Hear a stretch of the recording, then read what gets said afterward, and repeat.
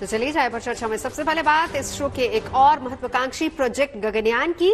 आज चांद और सूरज के बाद अब हिंदुस्तान एक बार फिर से अंतरिक्ष में इतिहास रचने की तैयारी कर रहा है। बिल्कुल, आपको बता दें कि दरअसल भारतीय अंतरिक्ष एजेंसी इसरो अपने गगनयान मिशन पर काम कर रही है और इस बीच आज तिरुवनंतपुरम में विक्रम साराभाई अंतरिक्ष केंद्र से गगनयान पर सवार होने वाले अंतरिक्ष यात्रियों के नामों से पर्दा उठ गया।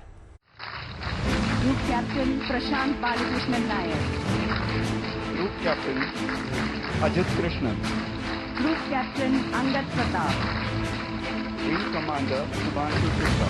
ये हिंदुस्तान के वो 4 महारथी हैं जो कड़ी ट्रेनिंग के बाद इसरो के अहम मिशन के लिए चुने गए हैं। ये सभी भारतीय वायुसेना के टेस्ट पायलट हैं, जिन्हें प्रधानमंत्री नरेंद्र मोदी ने पहली बार दुनिया के सामने पेश किया। गगनयान मिशन के लिए चुने गए इन 4 टेस्ट पायलट का नाम है ग्रुप कैप्टन प्रशांत नायर, अजित कृष्णन, अंगद प्रताप और विंग कमांडर शुभांशु शुक्ला। ये चारों देश के वो टेस्ट पायलट हैं जो हर तरह के फाइटर जेट्स उड़ा चुके हैं और ये हर तरह के फाइटर जेट्स की कमी और खासियत जानते हैं, इसलिए इन्हें गगनयान एस्ट्रोनॉट ट्रेनिंग के लिए चुना गया है, जिन्हें प्रधानमंत्री नरेंद्र मोदी ने आज तिरुवनंतपुरम में अपने हाथों से एस्ट्रोनॉट विंग्स पहनाए। देश पहली बार अपने 4 गगनयान यात्रियों से परिचित हुआ। ये सिर्फ 4 नाम और 4 इंसान नहीं है, ये 140 करोड़ एस्पिरेशंस को स्पेस में ले जाने वाली 4 शक्तियां हैं। गगनयान मिशन के लिए चुने गए इन 4 की रूस में ट्रेनिंग हो चुकी है और फिलहाल बेंगलुरु में एस्ट्रोनॉट ट्रेनिंग फैसिलिटी में इनकी ट्रेनिंग चल रही है। साल 2018 में मिशन गगनयान के ऐलान के बाद सैकड़ों पायलट्स ने भारत का पहला अंतरिक्ष यात्री बनने की प्रक्रिया में भाग लिया था। कई पैमानों पर इन पायलट्स के टेस्ट दिए गए। इस टेस्ट के बाद सितंबर 2019 में फर्स्ट लेवल सिलेक्शन पूरा हुआ, जिसके तहत 12 पायलट ही इसमें जगह बना पाए। फिर साल 2020 की शुरुआत में इन 12 पायलट्स में से आखिरी 4 का चयन हुआ, जिन्हें एस्ट्रोनॉट की ट्रेनिंग के लिए रूस भेजा गया था। हालांकि कोरोना के चलते उनकी ट्रेनिंग में देरी हुई। 2021 में रूस में उनकी ट्रेनिंग पूरी हुई, जिसके बाद से देश की आर्म्ड फोर्सेस के साथ और इसरो के अलग अलग संस्थानों में उनकी फिजिकल और टेक्निकल ट्रेनिंग जारी है। इसरो ने बेंगलुरु में ह्यूमन स्पेस फ्लाइट सेंटर भी बनाया है, जहां एस्ट्रोनॉट ट्रेनिंग फैसिलिटी में पायलट्स स्पेशल ट्रेनिंग ले रहे हैं। 40 वर्ष के बाद कोई भारतीय अंतरिक्ष में जाने वाला है, लेकिन इस बार टाइम भी हमारा है, काउंटडाउन भी हमारा है और रॉकेट भी हमारा है। गगनयान मिशन की अहमियत प्रधानमंत्री नरेंद्र मोदी के इस बयान से समझी जा सकती है। इस मिशन के लिए चुने गए वायुसेना के इन वीर योद्धाओं पर पूरा देश फख्र कर रहा है। हालांकि ये 4 गगनयान मिशन पर उड़ान नहीं भरेंगे। इनमें से 2 या 3 टेस्ट पायलट गगनयान मिशन के लिए चुने जाएंगे। Wing commander Shubhanshu Shukla.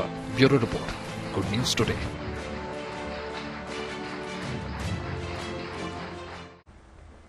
भारत की पहले मानव अंतरिक्ष उड़ान मिशन गगनयान को कामयाबी की उड़ान देने के लिए इसरो की तरफ से तैयारियां और ज्यादा पुख्ता की जा रही हैं। बिल्कुल, ऐसे में ये समझना हम सभी के लिए जरूरी है कि आखिर इसरो का मिशन गगनयान क्या है और इसको भारत अंतरिक्ष अनुसंधान संगठन कैसे अंजाम देगा।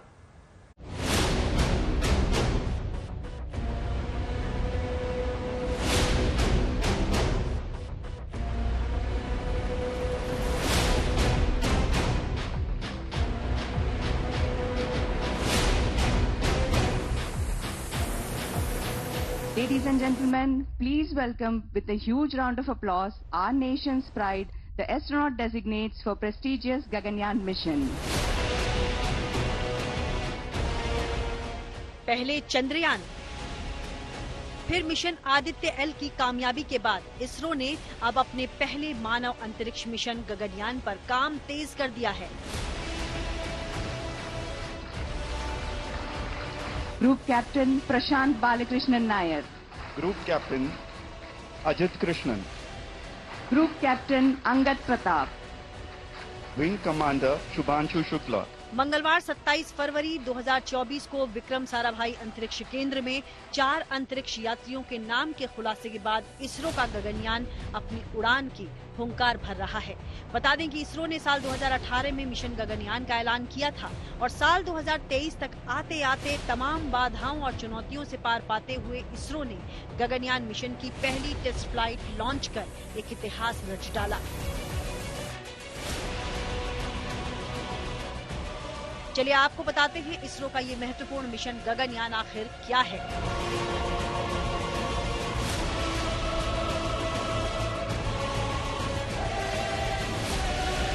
गगनयान एक स्पेस मिशन है। क्रू मॉड्यूल के अंदर ही ये भारतीय अंतरिक्ष यात्री यानी गगननॉट्स बैठकर धरती के चारों तरफ 400 किलोमीटर की ऊंचाई वाली निचली कक्षा में चक्कर लगाएंगे। इसरो के अनुसार इस मिशन के लॉन्च होने के 3 दिन बाद अपने 4 अंतरिक्ष यात्रियों को वापस धरती पर लैंड कराया जाएगा, लेकिन इन सभी कवायदों से पहले इसरो कई स्तर पर ये सुनिश्चित कर रहा है कि इस मिशन में कोई कमी न रह जाए, इसलिए वो टेस्ट फ्लाइट कर रहा है। स्पेस मिशन गगनयान में 90 बिलियन रुपए खर्च होने का अनुमान है। गगनयान मिशन का अंतिम चरण तब खत्म होगा जब अंतरिक्ष यान में 4 यात्रियों को बैठाकर भेजा जाएगा। कुल मिलाकर धरती से बाहर सुदूर अंतरिक्ष में अनंत रहस्यों को खोजने की रेस में भारत तेज गति से अपने कदम आगे बढ़ा रहा है।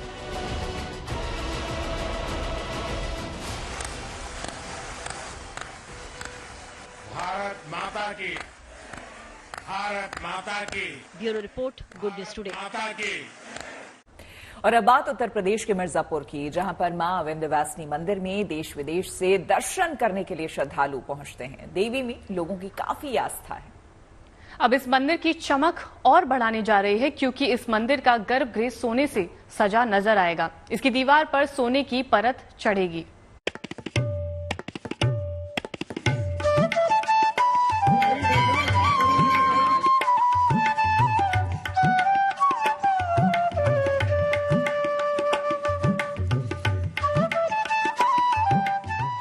मिर्जापुर के मां विंध्यवासिनी मंदिर की महिमा अपरंपार है। यहाँ से कोई श्रद्धालु खाली हाथ नहीं जाता। अब इसी मंदिर को और भव्य बनाने की तैयारी हो रही है। दरअसल इस बार पहले गर्भगृह को सोने से जड़ा जाएगा, यानी अंदर जहाँ देखो वहाँ सोना ही सोना नजर आएगा। बताया जा रहा है कि इसके लिए करीब 4 करोड़ रुपए एक भक्त ने दान किए हैं।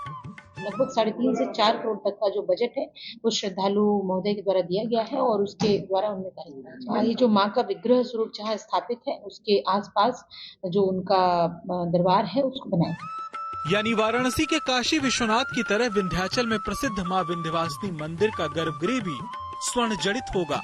पहली बार मंदिर के गर्भगृह के दीवार पर सोने की परत लगाई जाएगी। इसमें कुल 3.5 से 4 किलो सोने का इस्तेमाल किया जाएगा। साथ ही 50 किलो चांदी का भी इस्तेमाल होगा। 4 करोड़ की ये रकम दान करने वाले संजय सिंह मुंबई के कारोबारी हैं। वो मूल रूप से भदोही के रघुरामपुर के रहने वाले हैं। उन्होंने जिला प्रशासन को ये प्रस्ताव दिया था। अब जल्द ही मंदिर के गर्भगृह में ये काम शुरू हो जाएगा। कहा जा रहा है कि ये काम 1.5 महीने में पूरा होने की उम्मीद है। मिर्जापुर से Suresh Kumar Singh, good news today. Arunachal Pradesh की धरती इन दिनों उत्सव के रंगों में रंगी हुई है। यहां आदिवासी समुदाय का सबसे बड़ा न्योकुम उत्सव मनाया जा रहा है, जिसमें लोक कलाकारों ने अपनी समृद्ध विरासत दुनिया को दिखाई। न्योकुम शब्द का मतलब होता है धरती पर एकजुटता। इस दिन ये सभी आदिवासी अपने देवी देवताओं की पूजा करते हैं और जाने अनजाने हुई भूल चूक के लिए माफी की प्रार्थना करते हैं।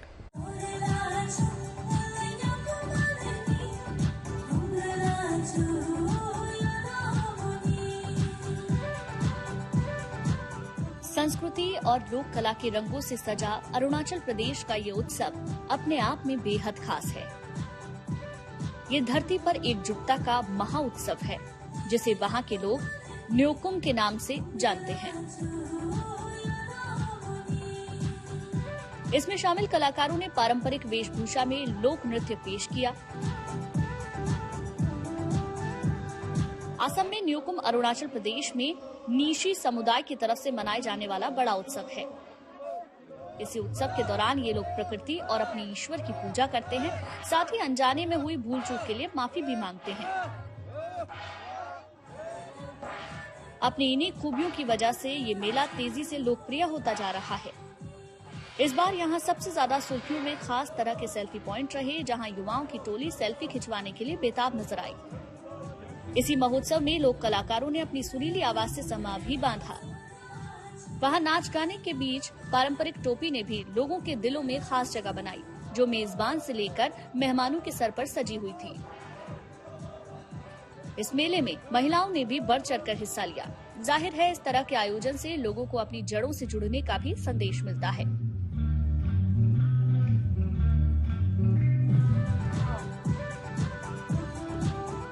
अरुणाचल प्रदेश के पम्पम मुपारे से युवराज मेहता, गुड न्यूज टुडे।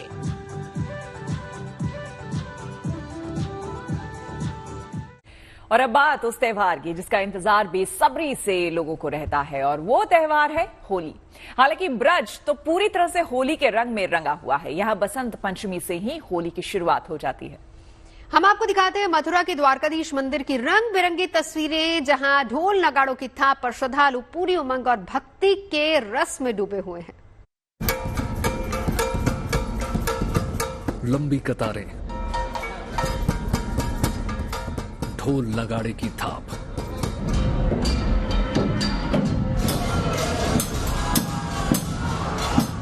उड़ता गुलाल, नाचते गाते भक्त, और बस ठाकुर जी की एक झलक पाने को लालायत ये हजारों भक्त। ये नजारा द्वारकाधीश मंदिर का है। मथुरा, वृंदावन और बनारस में होली की शुरुआत हो चुकी है। ये सिलसिला 40 दिनों तक यूं ही लगातार अलग अलग रंग और रूप में जारी रहेगा, और ब्रजवासी झूम झूम कर इस पवित्र त्योहार में जश्न मनाएंगे।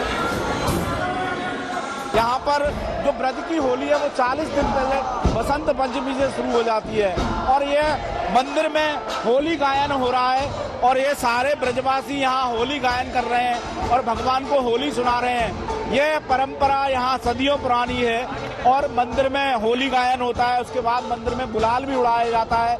जो श्रद्धालु यहाँ आते हैं उनको भगवान के ऊपर पहले गुलाल चढ़ा के फिर श्रद्धालुओं के लगाया जाता है। तो ये परंपरा बरसों से चली आ रही है, और ब्रज की होली जो है वो 26 मार्च तक चलेगी। मथुरा में बसंत पंचमी से होली का उत्सव शुरू हो गया। इस कड़ी में सोमवार को ठाकुर द्वारकाधीश मंदिर में श्रद्धालुओं ने गुलाल उड़ाया। पुष्टि मार्गीय संप्रदाय के मंदिर ठाकुर द्वारकाधीश में सुबह राजभोग के दर्शन में भक्त जमकर झूमे। मंदिर के मुखिया ने भक्तों पर ठाकुर जी के प्रसाद के रूप में गुलाल उड़ाया। जिस भी सौभाग्यशाली भक्त पर गुलाल का रंग चढ़ा वो तो बस धन्य हो गया। सेलिब्रेशन इतना शानदार कि कहीं होली खेलन आए शाम, कहीं ब्रिज में होली रे रसिया, तो कहीं ब्रिज की दोहे लाज मुकुट वाले गीत सुनाई दे रहे हैं। ये तस्वीरें नई नहीं है, बल्कि हर साल मथुरा वृंदावन में मनाई जाने वाली इस होली के रंग दुनिया भर में छा जाते हैं। देश विदेश से बड़ी संख्या में लोग हर साल यहाँ होली मनाने के लिए पहुँचते हैं, और फिर लड्डू होली से लठमार होली और होलिका दहन तक हर रंग में रंग जाते हैं। मथुरा से Madan Gopal Sharma, good news today. Delhi NCR में मौसम का मिजाज लगातार बदल रहा है। सोमवार रात बारिश के बाद सर्द हवाओं की एक बार फिर वापसी हुई। हालांकि दोपहर को खिली धूप ने सर्द हवाओं के असर को कम कर दिया। मौसम विभाग का अनुमान है कि आने वाले दिनों में पहाड़ी इलाकों में होने वाली बर्फबारी एक बार फिर से मैदानी इलाकों में ठंड का एहसास कराएगी।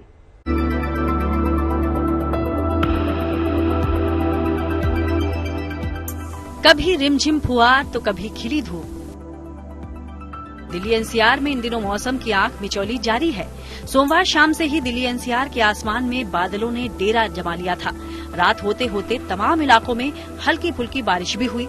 मौसम की इस करवट ने दिल्ली वालों को एक बार फिर गुलाबी ठंड का एहसास करा दिया।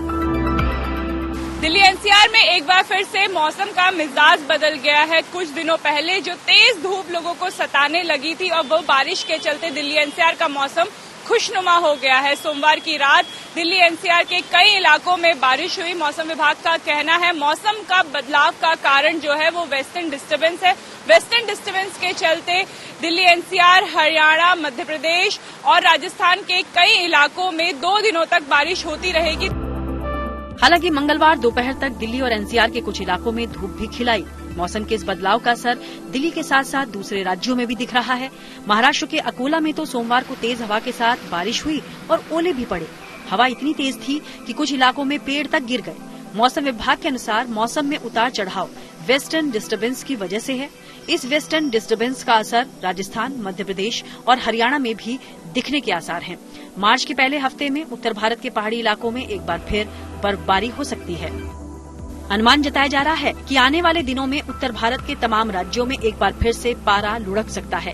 इसके साथ ही उत्तराखंड, हिमाचल प्रदेश और कश्मीर में मार्च के महीने में भी सैलानियों को बर्फबारी की सौगात मिल सकती है। अकोला से धनंजय साबले और दिल्ली से अनामिका गौड़ के साथ bureau report, good news today. देखिए, फरवरी का महीना बस जाने ही वाला है। ऐसे में ऊंचे पहाड़ी इलाकों में हो रही जबरदस्त बर्फबारी ने मौसम को कम से कम सैलानियों के लिए तो खुशनुमा बना ही दिया है। बिल्कुल, मौसम विभाग के मुताबिक बारिश और बर्फबारी का सिलसिला अभी मार्च के पहले हफ्ते तक जारी रहने के संकेत हैं। क्या है सूरत हाल इन दिनों कश्मीर, हिमाचल और उत्तराखंड के ऊंचे इलाकों का, इस रिपोर्ट में जानिए।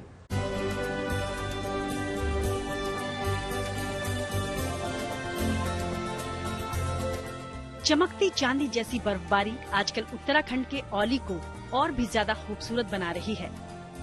जिधर नजर डालिएगा बर्फ ही बर्फ। बर्फ के रुई जैसे फाहे यहाँ पहुंचे सैलानियों को खुश कर दे रहे हैं।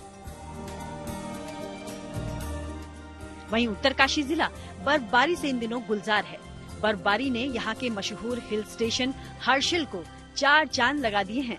अब इन बर्फ से लदे पहाड़ों पर ट्रेकिंग के लिए देश विदेश से लोगों के पहुंचने का सिलसिला भी बढ़ गया है। ये तस्वीरें यहाँ के मोनाल ट्रैक की हैं, जहाँ सैलानी कुदरत के इन हसीन नजारों का लुत्फ उठाते दिखे। ये लोग लंबी ट्रैकिंग के बाद जब पहाड़ के शिखर पर पहुँचे तो सफर की थकान भूलकर नाचने लगे।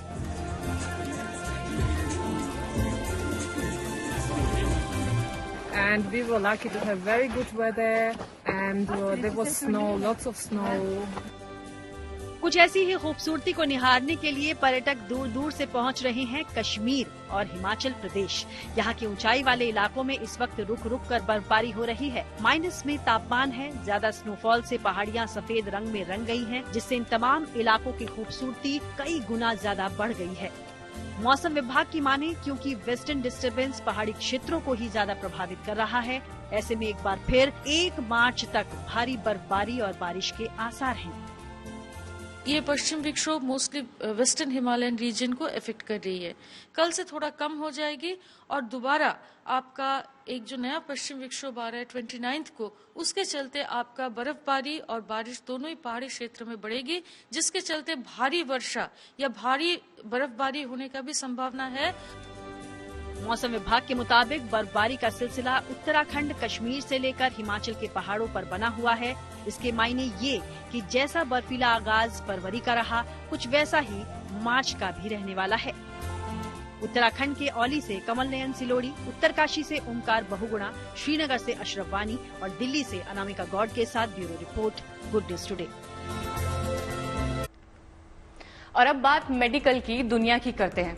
दरअसल टेक्निक और बड़े बदलाव उसमें देखे जा रहे हैं। ऑपरेशन थिएटर में आपको डॉक्टर के साथ रोबोट भी नजर आएंगे। जहां डॉक्टर की कमान पे काम करने वाले ये रोबोट्स किसी भी ऑपरेशन को करने में सक्षम हैं। तो कैसे काम करेंगे डॉक्टर रोबोट, बता रहे हैं हमारे संवाददाता नीतू झा। बदलते दौर के साथ एक और जहां आपने जमाने को बदलते देखा होगा, डिजिटल होते हुए देखा होगा, एआई की एंट्री देख ली होगी हर जगह। अब अस्पतालों में रोबोट्स की भी एंट्री हो गई। आपने ऐसे रेस्टोरेंट देखे होंगे जहां रोबोट अब लोगों को खाना खिलाने लगा है, रोबोट डिजाइनर हो गए हैं, तो रोबोट अब डॉक्टर भी बन गए हैं। मैं फोर्टिस अस्पताल में हूँ, नोएडा सेक्टर 62 में, और ऑपरेशन थिएटर में आ गई हूँ। ये ऑपरेशन थिएटर सामान्य थिएटर जैसा ही है, लेकिन यहाँ बदलाव यह है कि अब डॉक्टर्स के साथ रोबोट्स भी ऑपरेशन करने लगे हैं। ये जो अभी आप मेरे सामने रोबोट देख रहे हैं, ये एक ऑपरेशन करने में कारगर है। कैसे ये हो पाएगा, कैसे संभव हुआ, और रोबोट अब जब अस्पताल तक आ गए हैं तो अस्पतालों में कितना कुछ बदलाव होगा, ऑपरेशन कैसे बदलेंगे, ये तमाम चीजें हैं जो सवाल आपके जहन में भी होंगे और इनका जवाब ढूंढने हम यहाँ पहुंचे हैं। तो हम सबसे पहले डॉक्टर के पास ही चलते हैं और जानने की कोशिश करते हैं कि इस ओटी में जब हम पहुंचे हैं तो ये बताइए डॉक्टर, हम जब सामान्य ओटी की बात करते हैं तो हमने देखा है मशीनों के जरिए डॉक्टर्स इलाज करते हैं, ऑपरेशंस करते हैं। अगर रोबोट की बात हो तो क्या कुछ बदलेगा? रोबोट हमें वो सब चीजें करने की अनुमति देता है जो हम शायद अपने हाथों से नॉर्मल इंसान के अंदर नहीं कर पाते। रोबोट से हमें कोई भी चीज आसानी से करने के लिए समय मिलता है। हम सूक्ष्मता से उसके अच्छे से डिसेक्शन कर सकते हैं और कम खून बहा के हम अच्छा काम कर सकते हैं।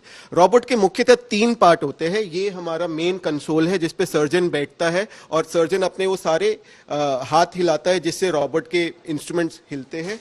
ये सेकंड पार्ट है जो वीडियो प्रोसेसिंग यूनिट बोलते हैं। इसी से आप जो असिस्टेंट होता है वो उसको देख पाता है। एंड थर्ड या जो मोस्ट इंपॉर्टेंट हमारा रोल होता है वो होता है हमारे आर्म्स का या रोबोट की, जिसमें उसके 4 आर्म्स होते हैं। ये बेसिकली जो हमारे इंस्ट्रूमेंट होते हैं वो इन्हीं आर्म्स के थ्रू पेशेंट के अंदर जाते हैं। ये ऑपरेटिंग टेबल है जहां पे पेशेंट लेटा होता है। ये किसी नॉर्मल ओटी से अलग नहीं है, बट जो चीज इसको रोबोटिक ओटी बनाता है वो ये 3 प्रकरण है जो आपस में बातें करते हैं और जो हम उनको बताते हैं वही वो करता है। यानी ये हम ये कह सकते हैं कि डॉक्टरों की दुनिया में एक क्रांति जैसा साबित होगा। बिल्कुल, डॉक्टरों की दुनिया में एक क्रांति जैसा ही है। मैं डॉक्टर पीयूष वार्ष्णेय हूँ, urologist and robotic kidney transplant surgeon. Robot के आने से यूरोलॉजी की सर्जरीज में काफी ज्यादा फायदा होता है। अगर हम बात करें प्रोस्टेट कैंसर और किडनी कैंसर की, तो प्रोस्टेट एक ऐसा एरिया होता है जहां पे नॉर्मली ओपन सर्जरी में हम नहीं देख पाते। जब से ये रोबोट आया है तो वहां पे हमें 10 गुना 3 डायमेंशनल विजन दिखता है, जिससे वो सर्जरी बहुत ही स्मूथ हो गई है। और देखिए, अपने लिए तो सभी जीते हैं, लेकिन किसी को आत्मनिर्भर बनाना जीवन जीने का सही फलसफा होता है।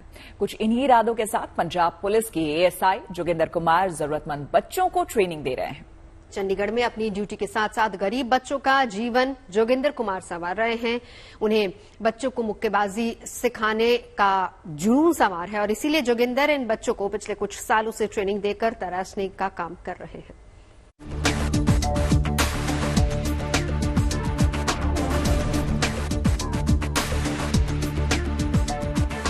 चंडीगढ़ के इस मैदान में जारी ये कठिन क्लास उन गुरुजी की है जिन्होंने पिछले 14-15 सालों से गरीब बच्चों की ख्वाहिश को पंख लगाने की कोशिश की है। बहुत कम लोग हैं जो कि अपने सपनों को दूसरों की आंखों में जीते हैं। जी हाँ, ऐसा ही उदाहरण है चंडीगढ़ के एएसआई जोगिंदर कुमार, जो कि पिछले 1 दशक से गरीब बच्चों को मुफ्त में बॉक्सिंग सिखा रहे हैं। पिछले 1 दशक से बच्चों को बॉक्सिंग सिखा रहे जोगिंदर कुमार न केवल बच्चों में आत्मविश्वास की भावना भर रहे हैं, बल्कि उनके सपनों को पंख भी लगा रहे हैं ताकि आत्मविश्वास और मेहनत की उड़ान भरते हुए ये बच्चे अपने सपनों को पूरा कर पाएं। मगर बच्चों को बॉक्सिंग का ककहरा सिखाने का सिलसिला आखिर कैसे शुरू हुआ? समझना चाहेंगे खुले आसमान के नीचे जो आप बच्चों को प्रैक्टिस करवा रहे हैं, किस तरह से सिलसिला शुरू हुआ? ये सर जी, मैं सबसे पहले इनको स्कूलों से इकट्ठा किया। मैं बॉक्सिंग खेल के पंजाब पुलिस में भर्ती हुआ हूँ, तो मैं स्कूलों से इनको बच्चों को इकट्ठा किया कि भाई तुम बॉक्सिंग करने की इच्छुक हो तो मेरे पास आओ, मैं तुम्हें फ्री में बॉक्सिंग सिखाऊंगा। तो उसके बाद ये बच्चे आए। कुछ उस टाइम में हमारे पास 100-200 के करीब बच्चे हो गए थे। तो जब ज़्यादा मेहनत हुई तो उनको निकलते गए, जो निचोड़ निकलता गया, 30 बच्चे रह गए। खुले आसमान के नीचे बॉक्सिंग की बारीकी सिखाते हुए पंजाब पुलिस के एएसआई जोगिंदर कुमार को 1 दशक से ज्यादा का समय बीत चुका है। फिलहाल उनके सिखाए 6 बच्चे तो अब बॉक्सिंग के जरिए आईटीबीपी और पुलिस में सरकारी नौकरी भी पा चुके हैं। जोगिंदर बताते हैं कि वो खुद स्पोर्ट्स कोटे से पुलिस में भर्ती हुए, लेकिन बॉक्सिंग के शौक को कमजोर माली हालत और अच्छा ट्रेनर न होने के चलते पूरा नहीं कर पाए और वो नहीं चाहते कि इन गरीब बच्चों का सपना उनके ख्वाब की तरह बिखर जाए। बॉक्सिंग की विधा को सीखते इन बच्चों में आर्थिक रूप से कमजोर को जोगिंदर कुमार फ्री में ट्रेनिंग देने के साथ ही डाइट और बॉक्सिंग ग्लव्स भी मुहैया करवाते हैं। उनकी कड़ी मेहनत को ये बच्चे समझते भी हैं। कोई पैसा नहीं सर, अपने तरफ से देते हैं हमारे को। ये लो डाइट भी मेरे को देते हैं सर, बैग और ग्लव्स और सब कुछ सर से देते हैं। यहाँ कोई किसी से पैसे नहीं ले, एक पैसे नहीं, सर भी सर ही करते हैं, सब कुछ करते हैं। हाँ सर, बहुत कड़ी मेहनत करनी पड़ती है सर, जो सरकार रूल रेगुलेशन मानने पड़ते हैं सर जो कराते हैं वही करते हैं सर बहुत हार्ड वर्क करते हैं सर हमारे लिए भी, और हम भी फुल कोशिश करते हैं कि हम भी अच्छा सर को रिजल्ट दें। सर का ये है कि गरीब बच्चे आए यहाँ पे और मतलब मेरे से मेहनत करें, मेरे से सीखे और उनकी जॉब, उनका भविष्य अच्छा बन जाए, सर इतना ही सोचते हैं हमारे लिए। जोगिंदर कुमार का मंत्र साफ है, अपने सपने पूरा करने के लिए पैसों से कहीं ज्यादा लक्ष्य को पाने का जुनून और धैर्य जरूरी है। पिछले एक दशक से ज्यादा जोगिंदर कुमार यहाँ से उन सपनों को, जो सपना उन्होंने खुद अपनी आंखों में देखा था, जो सपना साकार नहीं हुआ था, उस सपने को अब इन बच्चों की आंखों में देखते हुए और उनको साकार करते हुए नजर आ रहे हैं। वीडियो जर्नलिस्ट गुंजीत कुमार के साथ ललित शर्मा, GNT न्यूज, चंडीगढ़। देखिए, कहते हैं कि जब दिल ने ठान ही लिया है कामयाबी को अपना बनाने की, तो कोई ना कोई इंतजाम तो किया ही होगा। जी हाँ, बिना संघर्ष के चमक नहीं मिलती है, तो तिल तिल कर जल रहा है उसी दिए में उजाला होगा। और अगर जिंदगी में हौसला आपका टूटने लगे भी तो याद रखिएगा कि बिना मेहनत के तख्तोताज नहीं मिलते। भाई साफ और सीधी सी बात है, मेहनत कीजिए, संघर्ष कीजिए, मंजिल जरूर मिलेगी। हम भी मिलेंगे कल चाय के साथ, आपसे गप्पे मारेंगे, अच्छी अच्छी खबरें आपको सुनाएंगे और कुछ पॉजिटिव वाला डोज लेकर आएंगे 5 बजे चाय पर चर्चा में।